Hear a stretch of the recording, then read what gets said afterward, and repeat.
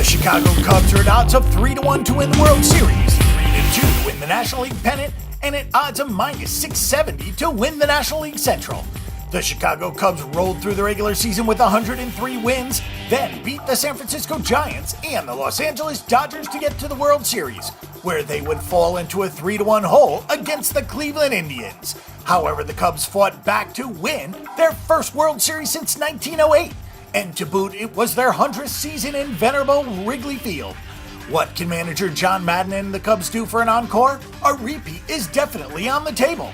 The Cubs' offense can hit with power and average, but furthermore, they seem to know when to get those hits, and that fueled them through the playoffs. Kris, Bryant, and Anthony Rizzo are certified studs, and even though they lost Dexter Fowler to the rival St. Louis Cardinals, they will be in good shape if Kyle Schwarber can stay healthy.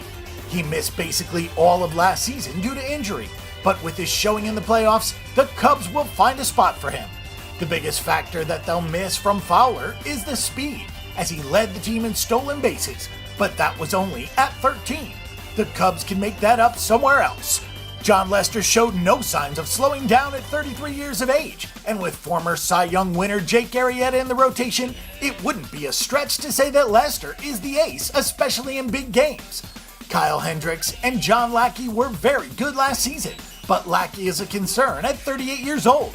Mike Montgomery has been called up to the rotation, but if everyone else stays healthy, he can ease into it. Middle relief is strong with Hector Rondon and Pedro Strop after Aroldis Chapman returned to the New York Yankees. Wade Davis was brought in from Kansas City to fill the closer role. Last season, the Cubs went a spectacular 103-58, going 57-24 at home and 46-34 on the road.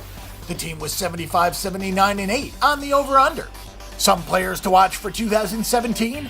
The Cubs have high hopes for Kyle Schwarber, who should get his shot with Fowler gone. Coincidentally, it was a collision with Fowler that ended his 2016 season. Schwarber can play catcher, but with his leg injury, the Cubs will likely switch him to the outfield. With his bat, it's going to be tough to keep him out of the lineup. Jason Hayward's biggest contribution last season was a speech he made during the rain delay in Game 7 of the World Series to his teammates. Remember, Hayward came into the league with high expectations, and he was quite good in Atlanta. But injuries and other reasons have hurt his career, and Hayward is still only 27 years old. He doesn't have to be an MVP, Hayward just needs to chip in on the field. Jake Arrieta avoided arbitration by signing a one-year deal for just about $16 million, which means we could get contract year Jake Arrieta, and that should scare the opposition. Arrieta dropped off a little bit from his Cy Young year, but he was still top 10 in most categories and had 18 wins along with a no-hitter. He could stand to walk a few batters, but Arrieta could be in line for another very big year. Wade Davis has a championship pedigree as he won the World Series with the Royals in 2015, and he had a career-high 27 saves last year.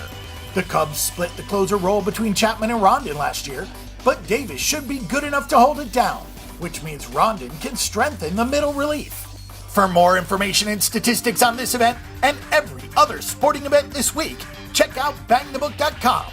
Bang the Book is your best resource for sports betting information before you make your weekly assault on the sports books.